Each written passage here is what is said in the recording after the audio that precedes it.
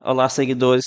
Dias atrás estava me atualizando sobre o Fiagro do Banco do Brasil e encontrei por lá algumas informações bem preocupantes sobre o principal devedor de Vigia 11, a revenda de insumos Fiagril, em que esses dois Fiagros têm essa posição em comum. E no caso, o Banco do Brasil trouxe uma atualização, acho que muito relevante aqui para os cotistas da Valora. Então, como é muito provável que vários aqui não tenham visto esse outro vídeo, resolvi fazer aqui meus comentários aqui também para a VG 11. E depois disso, depois de comentar sobre esse CRA e de outro também que eles têm em comum, vou trazer aqui algumas atualizações do fundo para vocês. Aqui é o Thiago PS, esse é o canal Fique Esperto. Pois bem, aqui são as atualizações que foram trazidas pelo Banco do Brasil sobre o CRA Fiagril, é, um devedor em que Vigiões tem uma exposição de 28,62%. Ou seja, uma exposição muito elevada, né? Estou falando aqui de quase 30% do PL aqui do fundo. Por isso, acredito que a gente tenha que dedicar bastante atenção no estudo desse caso. Então, o que aconteceu com os eventos, acho que vocês já devem saber, né? Descasamento de preços e commodities lá embaixo em 2022 e teve também quebra de safra e queda no preço aqui dos grãos, algo que pressionou muito aqui os clientes da Fiagril, que no caso são produtores rurais, provavelmente muitos deles produtores de grãos, né, de soja e de milho, que sofreram bastante com a queda da cotação. E tudo isso acabou resultando em um 2023 péssimo e 2024 parece não estar ainda assim tão bem, né? É, o Banco do Brasil ressalta aqui que nos primeiros 6 meses de 2024 a gente teve aqui uma retração de 14% das receitas e também tivemos que queda nas margens EBITDA e ainda por cima aumento de alavancagem. Além disso, o banco aqui menciona que tivemos um fluxo de caixa deficitário, ou seja, a revenda está precisando consumir caixa. Estou vendo o consumo de caixa aqui nessa revenda para arcar com as contas diárias, também com o serviço da dívida. E toda a situação aqui levou a Fiagro a ficar com uma alavancagem de 8 vezes dívida líquida sobre EBITDA. Isso aqui é um patamar muito elevado, tá? Muito elevado mesmo. Nem empresas de utilities como energia e saneamento, que tem uma receita muito previsível, operam com tanta alavancagem assim. E para completar, a revenda precisa se refinanciar, provavelmente que no curto prazo, já que muitas dessas dívidas que essas empresas fizeram, elas são indexadas ao CDI e com prazo muito curto, né? E então vão chegando as amortizações aí e a empresa precisa se refinanciar para quitar esses valores, já que não está acontecendo aqui já não estão conseguindo gerar tanto caixa assim.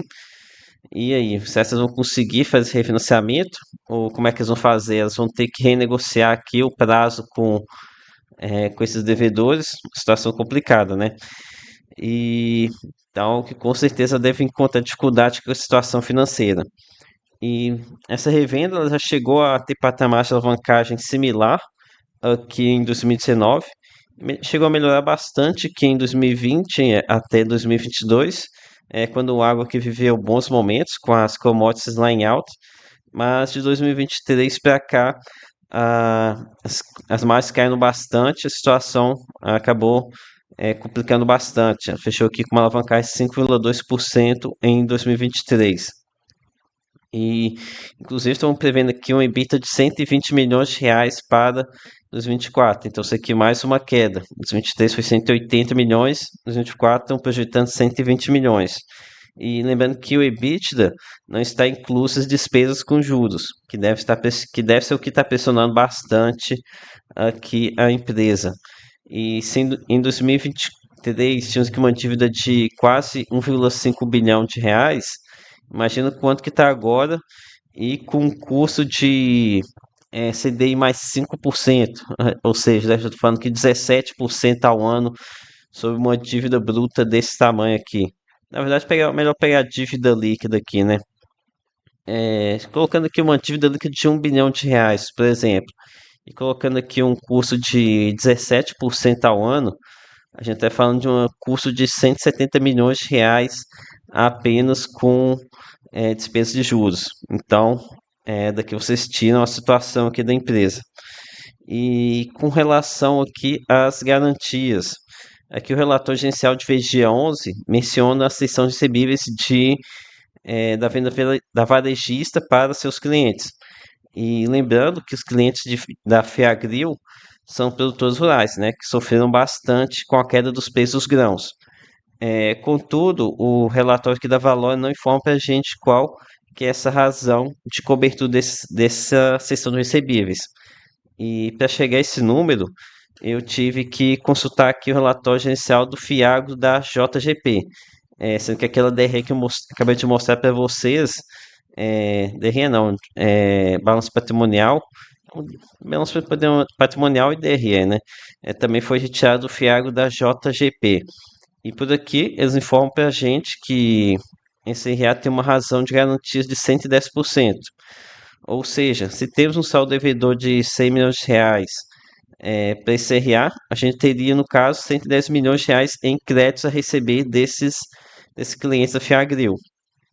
O problema é saber se 110 milhões de reais, aqui no caso o número que eu estou exemplificando, eles serão recebidos, já que muitos produtores rurais eles quebraram, estão em situação muito difícil. E essa daqui é uma das coisas que eu tenho feito bastante aos fiagros, a forte acompanhamento da saúde dos CRAs, porque esse número aqui foi o fixado na estruturação do ativo, né? Mas agora a gente não sabe quanto que está qual que é a razão atual. Então eu tenho criticado bastante o acompanhamento dos fiagros, e sendo que VG 11 é um dos fundos com pior acompanhamento que a gente tem na atualidade. E aqui no relatório gerencial da JGP, eles ainda mencionam uma garantia de imóveis, aqui na nossa fiduciária de imóveis, e mencionam também que parece já ter sido vendido esse imóvel rural e acabou gerando uma liquidez de 20 milhões de reais, algo que infelizmente faz nem costas aqui no endividamento dessa revenda. Então, antes de concluir aqui sobre o Fiagril, comentar aqui sobre um outro CRA que o fundo do Banco do Brasil e a Valor possuem em comum, o CRA Bela Agrícola. Aqui, em VGA 11, esse ativo representa cerca de 9% do PL e também inspira alguma preocupação aqui por ser uma revenda. No entanto, dessa vez, o relatório lá do Banco do Brasil ele trouxe boas notícias. O relatório do banco trouxe uma informação que eu acho muito importante, que além de ser uma revenda, a empresa também trabalha com armazenagem de grãos, a maioria aqui soja. E sendo que eles têm 70 unidades de recebimento desse commodity. E temos aqui também, aqui já com os dados da Valor, de que eles também fazem comercialização dessa commodity. E um ponto importante é que o CRA ele possui como garantia a cessão da venda desses grãos para trades internacionais gigantescos, como a Cargill e a Bunge, sei lá. Então, duas empresas com risco de crédito muito baixo. Então, é quase certeza que eles vão receber essa cessão de recebíveis. O problema é que nem toda a garantia do CRI vem desses contratos com as tradings. É parte que vem da vendas pelos clientes, os produtores rurais, que a gente não tem como avaliar a saúde dessa parte dos créditos. No entanto, acho que é fácil de perceber como esse CRA da Bela Agrícola ele está indo bem. Veja aqui que a gente tem uma amortização relevante, muito relevante, que de setembro para outubro. Vocês podem ver que pelo print tivemos uma diminuição de 9 milhões de reais no saldo devedor do CRA, o que para mim é uma excelente notícia, tá? Que estão conseguindo quitar com a dívida. Já no CRAs da Fiagril, temos que os ativos eles têm mantido o seu saldo devedor mais ou menos em linha, o que indica aqui no caso que o serviço da dívida vem sendo paga, mas sem amortizações, pelo menos por enquanto. A gente tem que ver aqui no caso qual que seria a programação para quitar essa dívida, qual que é o cronograma de amortização. Então, temos aqui o vencimento em 11/8/2027, a durante de 1,3 anos. Então, temos amortizações aqui intercalares que a gente tem que ver se a Fiagran ela vai ter condições de arcar com elas ou não. Então, agora, conforme prometido, trazendo aqui algumas atualizações para vocês. Em outubro, fez dia 11, gerou 11 centavos de resultado, mas é importante notar que nesse mês a gente tivemos 23 dias úteis, algo que favorece bastante fundos indexados ao CDI, como é o caso de dia 11. Já para os próximos meses, acho que de resultado vem cerca de 10 centavos, já que em novembro a gente teve menos dias úteis, e tem também o fato de que a Languiru ela se encontra em um waiver, então não deve estar contribuindo aqui com as receitas. Pelo outro lado, temos a Selic subindo, então de qualquer forma, em breve, lá dos 25, a gente deve ter aqui eles conseguindo fazer uns centavos sem muita dificuldade. É, Pelos procedimentos, acredito que mesmo gerando 10 centavos, o fundo Avalora consiga manter esses 11 centavos aqui, fazendo uma distribuição de um pouco de reserva. E, enfim, concluindo aqui agora, a situação da Feagril realmente preocupa, mas ainda não consigo ter uma resposta clara aqui sobre o futuro desse ativo. Então vamos ter que se monitorando, coletando um pouco de informação em cada relatório. E eu sei que isso aqui é muito difícil para vocês aí que não estão trabalhando com o mercado, né?